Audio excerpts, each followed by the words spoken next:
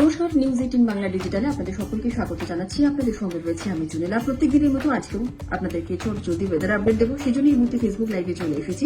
প্রথমে আপনাদের জানিয়ে রাখছি, শুক্রবার এবং শনিবার অতি ভারী বৃষ্টির সতর্কতা রয়েছে গাঙ্গেয় পশ্চিমবঙ্গে, এবং এর পাশাপাশি আপনাদের জানিয়ে রাখি যে বজ্র বিদ্যুৎ সহ বৃষ্টি হবে বাংলায়। বিক্ষিপ্তভাবে ভারী বৃষ্টি কয়েকটি জেলায় হবে। বাতাসে এই মুহূর্তে জলীয় বাষ্প বেশি রয়েছে, আর সেই কারণেই কিন্তু একটা অস্বস্তি আপনারা ফিল করে থাকবেন।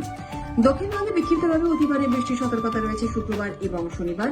উপকূল এবং পশ্চিমের বেশ কয়েকটি জেলাতে প্রবল বৃষ্টির আশঙ্কা রয়েছে, এমনটাই হাওয়া অফিস সূত্রে জানা যাচ্ছে।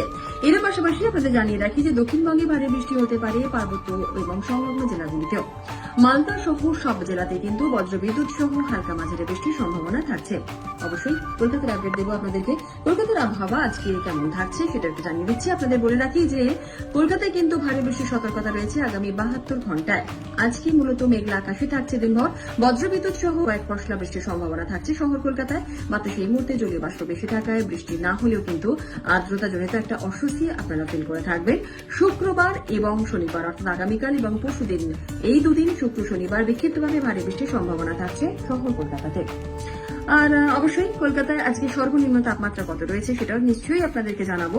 আজকে সকালে সর্বনিম্ন তাপমাত্রা ছিল 28.3 ডিগ্রি সেলসিয়াস, যা স্বাভাবিক তাপমাত্রা থেকে 1.8 ডিগ্রি সেলসিয়াসে বেশি। গতকাল বিকেলে সর্বোচ্চ তাপমাত্রা ছিল 32.4 ডিগ্রি সেলসিয়াস, যা স্বাভাবিক তাপমাত্রা থেকে 0.5 ডিগ্রি সেলসিয়াস বেশি। বাতাসে জলীয় বাষ্পের পরিমাণ রয়েছে 73 থেকে 94%।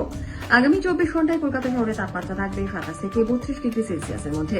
গত 24 ঘন্টায় বৃষ্টি হয়েছে 4.2 মিলিমিটার। মোটের উপর হাওয়া অফিসের এই পূর্বাভাস সেটাই আপনাদের জানালাম। আপাতত এখানেই শেষ করছি। সকলে ভালো থাকুন, সাবধানে থাকুন এবং অবশ্যই সতর্ক থাকুন।